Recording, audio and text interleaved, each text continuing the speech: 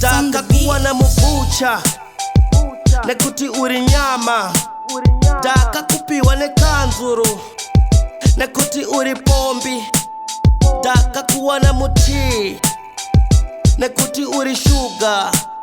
Daka kuwa na mubucha nekuti uri nyama.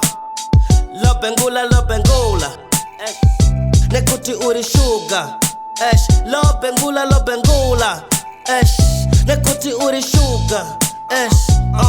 Hansi Rudoi bof kunge Dr. Love. Ndakusua kunge Soldier Love. Regain teacher sa Jakarta. Give it honest. Ane West dick sa madam. Makaja West nigga ke mukeke. Black Forest. Une sugar sema bunu. Uri good munu. Uno dona sugar. Inindo dona spunu. Jo describe ayere. Kushika kuzasi. Dine ma lines muirwese nge muna nurara pasi. Kuno pisa uri mburi. Kuno tonora uri jasi. Chero nigenda pasuvonge. Kuno fili sagasi. Zotere na pasta wangu askwete nasi. Nemiyezo wakadai wauya flip over. Sunday takayenda tisina hangover. Tono kumbira forgiveness kuna Jehova. Toba tano rairwa kunoza kumasowa na mubucha nekuti uri nyama. Daka kupiwa nekanzuru nekuti uri pombi. Daka kuwa na muti nekuti uri sugar. Daka kuwa na mubucha nekuti uri nyama. Lobengula, Lobengula nekuti uri sugar. Lobengula, Lobengula nekuti uri sugar.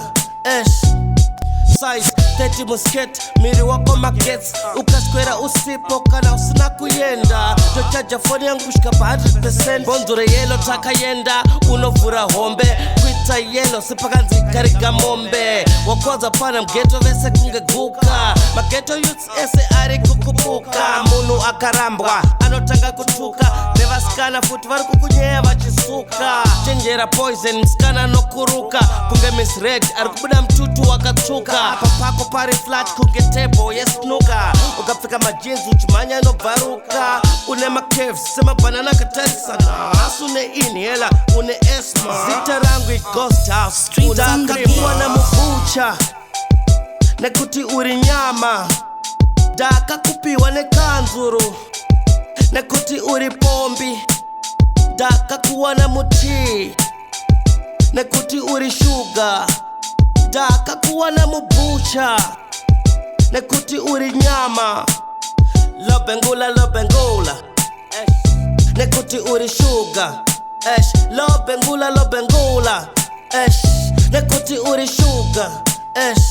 Enene Lobengula iwewe uri sugar. Enene Lobengula iwewe uri sugar. Lobengula, Lobengula iwewe uri sugar.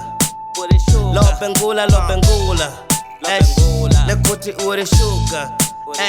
Uziashe DT Lobengula baby starangu a ghost house nekuti nezro manero wairi screamer. Wairi screamer echo